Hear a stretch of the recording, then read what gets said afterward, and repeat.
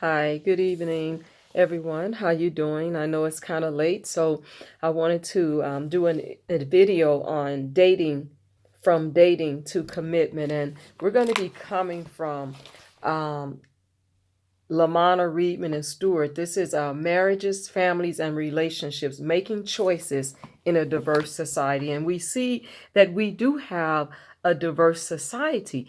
And so I think it's important for us to be able to talk about from dating to commitment. And mainly, we can use this as a tool for younger people that are either beginning to date or are dating and they're not having success and even not having enough information or a level of awareness about some of the things that should be talked about in a relationship, that you and a partner, them or you or a partner may bring up differences, many which can be worked out. But again, it takes communication, it takes patience, and it takes clarity and understanding and being able to value the relationship that the two individuals are in. And so one of the things about love, it's a process of discovery that involves continual exploration and sharing. Choosing a supportive partner is an important factor in developing a satisfying long-term relationship. Creating and maintaining that union involves and challenges, that will arrive, and so committing to face them and overcome them is very, very important. And one of the things is it's important for couples to have a realistic expectations for relationships. Maintaining a satisfying long-term relationship is challenging. Most people know that even when you enter into holy matrimony, but it can work. But the two people, two imaginations, and two sets of needs are involved. And so it is important to understand and nurture relationships um, in order for relationships to really move forward and last. And because we know that there's differences and no two individuals are alike. As a matter of fact, there could be a lot of uncommonalities in your relationship with someone else. So it is very important to get to know someone in your relationship way before you commit. Getting to know someone, such as dating, asking questions, being aware, and not just accepting anything in a relationship so that you can understand, what it means to even be in a relationship. And so there is something called the wheel of love. And according to this theory, the development of love has four stages in a circular process, a wheel of love that can continue indefinitely. And there's the four stages. There's rapid, self-revelation, mutual dependency, and personality need fulfillment. And the feelings of rapid rest on mutual trust and respect. And there's usually a principal factor that makes people more likely to establish rapid is when they have a similarity of values, interest, and background. And that's really true. Having values, similar interests, and a similar background. And McFarlane, Juraski, and Rawlins talks about that. And however, rapid can also be established between people of different backgrounds, which may perceive one another as an interesting contrast to themselves or see qualities in one another that they admire. So it's not just similar backgrounds, but 9 times out of 10, most people go with similar backgrounds, similar interests, because that's what they're comfortable with. And, if you've been following my leadership videos, you will see that a lot of times people get comfortable and they don't ever step out of their comfort zone to be able to lead in an effective manner. And so this even can relate to, getting comfortable with others that you don't branch out, and you might miss an opportunity to get to know someone and have a great relationship by getting to know someone where you've branched out of your comfort zone. But however, there's another thing, which is self-revelation or self-disclosure. It involves gradually sharing intimate information about oneself. And I say gradually. The book says gradually because we want to make sure that we're not just jumping head in and divulging all types of information about ourselves when you have not built a good rapport or level of trust with that individual that you are in a relationship with, from dating to commitment. So you want to be careful about how much information that you do disclose to someone, that you are interested in a relationship with, but you're just in the dating stage. And one of the things that they did was a study, and the participants were put in a lab and asked increasingly personal questions of one another. And they shared information. The participants that shared information were more likely to fall in love than those who did not. Catron, Spreacher, and Traeger. But however, people can have internalized different views about how much self-revelation or self-disclosure that they are willing to, disclose what they feel is actually proper. And so then there's that mutual dependency stage of a relationship where two people desire to spend more time together. And that therefore they develop an interdependence or a mutual dependency rather. And these are people that develop habits that require the presence of both partners. They begin to depend on a need for each other, such as like maybe watching a movie together, and maybe one of the partners will not watch a movie without watching the movie with their partner, sharing information. Excuse me. And then there's that need of fulfillment, the stage of relationship development where two people find that they satisfy a majority of each other's emotional needs. And that's where a rapid increases, and it leads to a deeper self-revelation and more satisfaction. There's the mutual dependent habits, and then, there is an ongoing emotional exchange and mutual support. And so it's important to really, get to know someone before you commit, because you don't want to be with someone and commit to them and find out later that maybe they are a murderer or a rapist, or you find out that you're involved in a situation with someone that that may have less than acceptable attributes in their family members, or they just got out of a relationship that they didn't disclose to you, and it wasn't a good relationship, but they haven't gotten over it.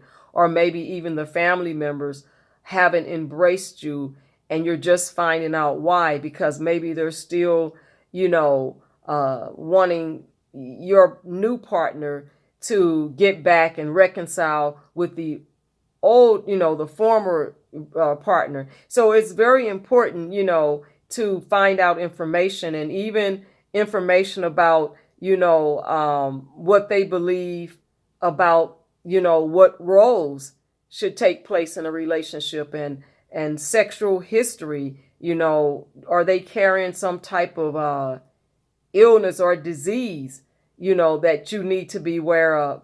And what about their ideas about, the definition of commitment, and are you going to be in an exclusive relationship, or will you still date other people? So there's some important things that need to be talked about in a relationship that you may want to bring up. And many of these things, again, can be worked out if you value differences, if you can uncover these differences, they can be worked out. So let's talk about some of these things that need to be discussed. I'm kind of cold, excuse me. But let's talk about some of these things.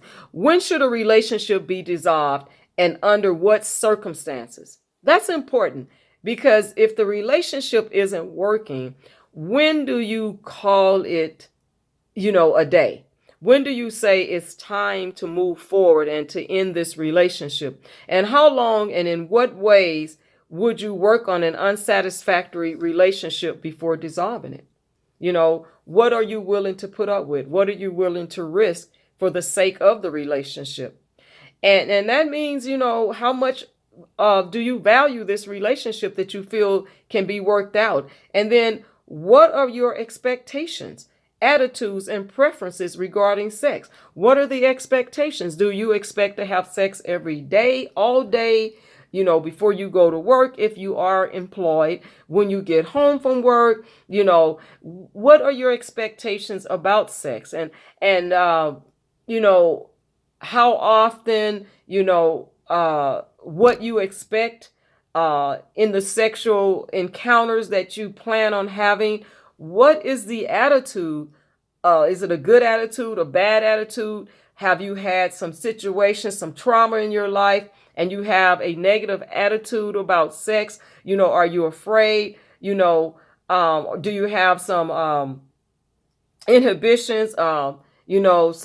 Some things that you need to work through that you have never worked through, or got counseling for, or help, or have you healed from some situations that have happened to you? And then what is your preference regarding sex? There's oral sex, there's anal sex, there's, the traditional form of sex. There is, so what are your preferences? Those are things that have to be talked about before committing in a relationship. As a matter of fact, those are things that should be talked about before you even have a sexual situationship or a sexual ship, however you want to call it. And are you, wanting to be exclusive, just you and your partner, or do you want to engage with other individuals? So there's a lot of things that need to be talked about, and it may be kind of comical to some people, but it's just so important to have these discussions when you are from dating to committing in a relationship. It's so important to have these discussions before you commit, because your views may be so different than your partner's or the person that you've been dating, that it may not work out. And another thing is, do you want children? And if you want children, when do you want those children? And do you want to be married instead of cohabitating? Because there is a lot of couples, it is on the rise of cohabitation versus marriage. And there are people that want to try it out before they buy it and test drive it before they commit. And they just want to get, you've heard you've heard the cliche, trying out the cow, before buying the milk, and wanting to milk the cow, and different things like that. So before drinking it, so there's a lot of different cliches out there, but it comes back to being able to ask questions and get information before you really put yourself in a situation that may not be too desirable, and you may not feel like it was in your best interest. So it's always good to have a higher level of awareness and to have information that's going to help you make better decisions for yourself. And this goes for women and men. And if so, how many children are you willing to have that you anticipate in the relationship? And whose responsibility is birth control? Is it both of your responsibility, because you both have bodies? A woman can be impregnated and a man can impregnate her. So you both have bodies, and you both have an opportunity to protect yourself and use birth control. So how important is that for you? And being able to talk about, is it just going to be the woman using birth control or the man? There's different types of birth control out there, but also there's a form of birth control which can lead to pregnancy more faster and an unwanted pregnancy than some of the traditional, birth controls that's on the market, such as a man says, well, I would just rather, there's the rhythm or pulling out. You have to be very careful. So all I'm saying is, I know this may be a little personal to be talking about these things, but it's really important to talk about these things and to get them out there. And if this video isn't for you, share it with a younger person that may need some information, or they're just starting out dating. And what if it's your daughters and you're having a hard time talking to them, or your nephew or sons, and you're having a hard time talking to them? So these are just some things that you can share with your family members or friends or colleagues, because the thing is that sometimes children take information and receive it more than from a neutral party than from someone that they know, and they may not feel comfortable. And then the schools, are they really teaching about these type of things? And another thing, if you have children, how will you allocate child rearing responsibilities? Will it be you staying at home raising the child, or will it be a stay-at-home dad? How would you do it? Or will they go to daycare? Will it be a close relative or grandparent or family member taking care of the children? And do the two of you agree on child raising practices, such as whether to spank a child? That's very, very important, because some people may not believe in, in spanking, and they may only believe in talking to the child and standing them in a corner versus spanking. And if you have to co-parent because you're no longer together, how is that going to work? How will you co-parent and raise your children together? And then what is the financial situation of each partner as he or she comes into the union? So what is your financial situation? Do you have money saved up in the bank? Are you reckless with your spending? Do you have a lot of credit card debt, credit problems, bad credit, good credit, excellent credit? Do you own property? Have you made some good choices with your money? Or are you a miser that doesn't like to spend any money at all and get uptight if your partner wanted to spend money? So you got to think about how will you manage, your financial situation. Will you keep separate bank accounts, separate credit cards? Is there previous debt that's coming into the relationship? Is there credit, financial situations where you're helping your mother or father, or family members? Is there money more going out than coming in? So all those things play a factor in the relationship and how successful the relationship will be or not. And then will partners equally share breadwinning and homemaking responsibilities or not? So will you be a stay-at-home parent, as I was saying earlier? Will there be money coming in that both of you are putting in the pot? How will money be allocated? Will there be an allotment, or will that be, what do you call it? It's been so long. Where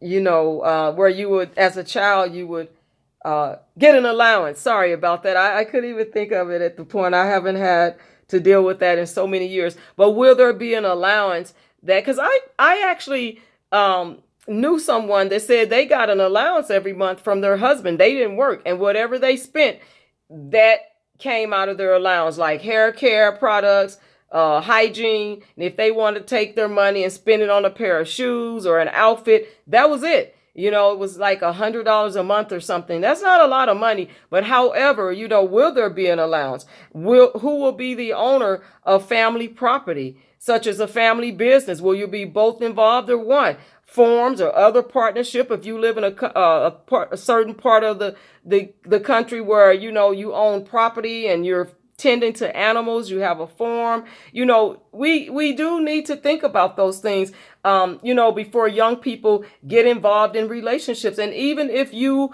have been married before and you're divorced now and you are dating someone, you're engaged to someone, you're thinking of getting married or cohabitating, this can even if you haven't thought about these things, and maybe your first marriage failed because you didn't have enough information. It could be any number of reasons. So being able to talk about these things and have a smart conversation, intelligent conversation, really is important. to get this information out there, because you never know who will need it. And do you expect your partner to share your religion? That's very, very important, because if you don't share the same religion, it could be that you become unequally yoked. And especially if one of them doesn't believe in Christ, or doesn't share, or doesn't even have a religion, never was raised under any type of religion or spirituality. So that could be a problem right there.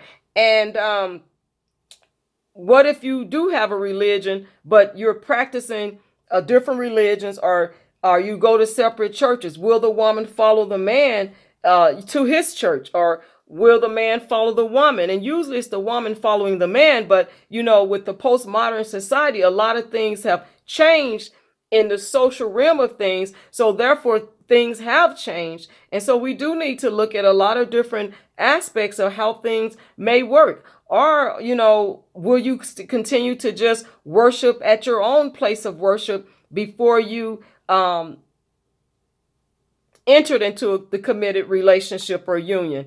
And if you are of a religion different from that of your mate, again, where will you worship? And what about your children's religion? So if you bring children into the union, or you birth children in the union, how will you raise your children if there's a different religion? That's so important, because one of the things about that is that most people, when they're involved in their religion heavily and they truly believe in what their religion is, that could be a problem if you haven't sat down and talked about that prior to committing to being in a relationship. And then again, what are your educational goals? Are you going to school and working full time, or going to school and working part time, or working full time with full time, units? So it really depends, or are you going to quit school,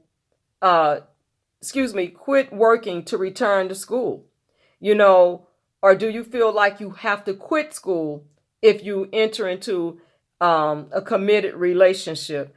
Or, how is that all going to work out in your time frame, of leaving work and heading, rushing to classes? What kind of time will you have to be able to dedicate to your union? And how about your prospective partner's goals? Do they have educational goals? Do they want to fulfill their education? And if you came into the union together and both of you were in school, one was working, was not, how will you be able to contribute to that union, especially if there's financial constraints in the union? And what is your attitude towards friendships with people of the opposite sex?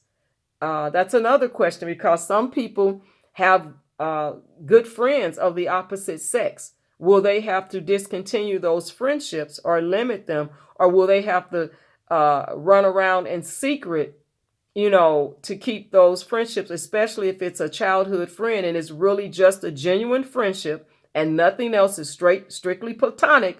But you never know, because there could be a jealous partner that does not want you to remain friends with that other person, or they're not willing to introduce you to their childhood friend. And what reason could that be? So, there's a lot of different reasons, that you need to think about these things before entering into a committed relationship. And then how about cyber friends? Are you going to still hang out with your cyber friends on social media and like and click every picture of a female that you think is cute or pretty, or the bomb, or, whatever they call it now? It's another word I heard some young people say in a store I was in a couple of days ago, and I can't remember the word, but the word meant that was pretty fresh. We said fresh and the bomb, and that's tight, but it was another word that this young woman used, and I just can't remember. But however, you're on there and you're liking these pictures of another woman. It certainly doesn't look like you. You are a beautiful woman, but maybe you don't have the voluptuous curves that this woman have, or vice versa. And they're like your partner is liking and clicking every voluptuous woman that's on social media. Or maybe this woman is showing her cleavage and different things like that, or got on some little bitty shorts that they call, like booty shorts. And so, there's just, like I said, how will you handle that?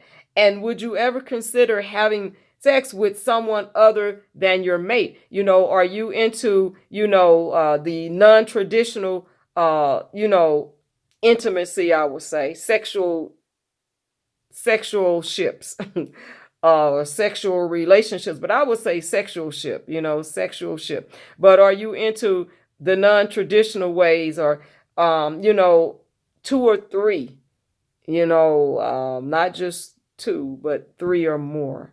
Are you into those type of things? Or how would you react if your partner were to have sex with another person? How would you react? Would you end the relationship right away, or would you stay and try to work it out? And how much time alone do you need? Because we all need some me time to take care of ourselves. Riding the bike, you may want to go on your bike ride, and you might be gone 2, 3, 4 hours. When I ride 10 miles, I'm gone a while, when I'm riding like that, because I do ride a bike. I have 2 bikes. And so when I ride, I go to the lake and I ride, and it's 10 miles. So I may be gone a couple of hours, some me time. And so that's something to consider. Or do you go running? You want to get up in the morning and go running, and maybe you're going to be gone 30 minutes to an hour. It just depends on how fast you're going to get in your run, depending on how many miles you run. Can you do that? Or in the evening when you get off work or from school, you want to go running, things like that. And just your me time, being able to sit down, if you're a writer and you want to just write in your journal, or you're working on a book, you want to write a book, or, or you just like to do word finds or crossword puzzles, and you just need that me time. So how much time alone do you need? Or maybe you go get your hair done and you need some time to spend to get your hair done, or your nails done, or a facial, or a pedicure. We got to think about, or we want to just hang out with our girlfriends. I know right now there's pandemic and social distancing, but you can still hang out in the park and kind of social distance with your mask on and protect yourself. But how much, me time do you need, and how much are you willing to allow your partner? If you have 3 hours and he's gone 3, are you going to get upset because he took 3 hours when you took 3 hours? So you have to be able to be reasonable, and share time and not be selfish, because again, having that me time really helps you to refocus and to refocus on yourself, and to even reflect on the relationship and see what's working and what's not working, and how, and being able to talk about things. Maybe there were some issues that came up while you were having your me time, and you thought, hey, I want to sit down and talk to my partner about some issues that I thought about that, slipped my mind, or they just came back to me, and I just noticed some things in the relationship that wasn't working or can be better. And so you want to be positive when you say those things. You want to come off, in a positive, compassionate manner, but genuine about it. And will they value what you're saying? That's so important in a relationship. And will you purposely set that time aside for each other? To spend time together. That's very important, to know that your mate is going to spend time with you, or you're going to spend time together, and set aside time to sit down and talk about things. That shows that that you value the relationship, and that it's important to you to work out differences, and to sit down and just to see where each other is at. How you doing? We haven't talked in a while, and I want to know how you're doing, how you're feeling. Is there anything that you need or you want, anything that you're lacking that you feel I could do better or you can do better? So, having that time, that communication, because sometimes communication can be very difficult. And if it becomes difficult, will you go to a marriage counselor? How will you work out your difficulties when it comes to communication? And then what are your own and your partner's personal definition of intimacy, commitment, and responsibility? And I'm not talking about go to Google, and look up these definitions, because people can go to Google and look up a definition. And if they want something out of the relationship, but it's not genuine, or they play the game to get what they want, they can easily look up a definition on Google and make someone feel good about it. But I'm saying, what are your own and your partner's personal definition of intimacy, commitment, and responsibility? Because not everyone will have the same definition of intimacy, commitment, and responsibility. Some people may think intimacy, which is what could be, because intimacy can be a lot of things, not just, the act, you know what I mean, of sex. It could be holding hands. It could be a kiss on the cheek. It could be rubbing feet or back massage, brushing someone's hair, those are things that are a sign of intimacy. You know what I'm saying? Or some people say staring at each other's eyes, and things like that. So,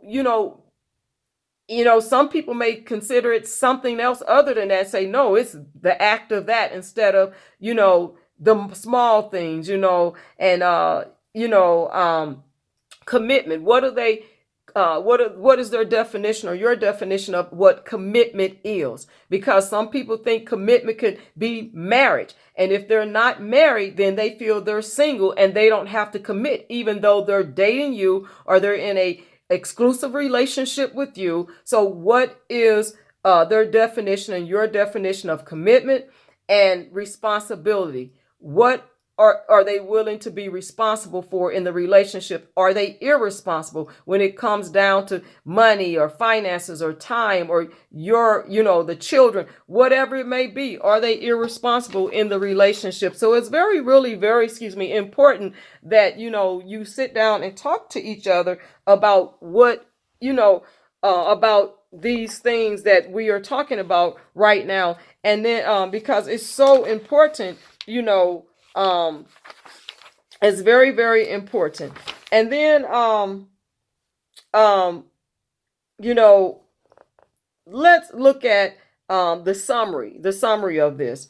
Most people equate love with romantic love. Romantic love is difficult to define, but generally includes passion, intimacy, and commitment to the relationship. And again, understanding what those three things are, your own personal definition of what they are.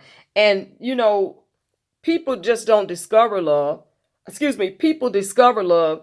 They don't simply find it. They discover love, but they don't simply find it.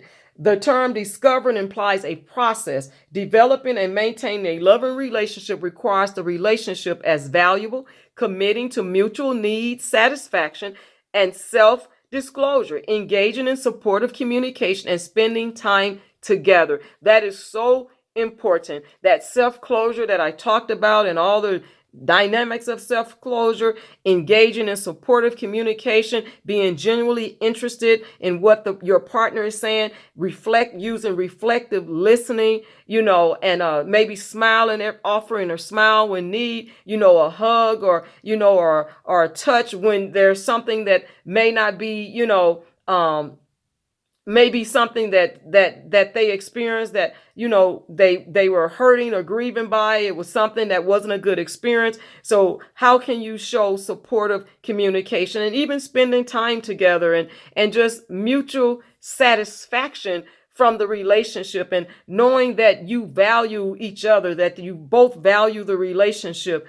And then what are the roles, going to be in your relationship? What are the roles? Will there be traditional roles or will there be untraditional or non-traditional roles in the relationship? And what are you bringing to the table? Do you have, savings, or is your financial situation at a good place? Or maybe it's fair. It could be good. It could be great, or it can be excellent or outstanding, or, as a woman, do you know how to be, a good homemaker or provider? And as a man as a provider, and a woman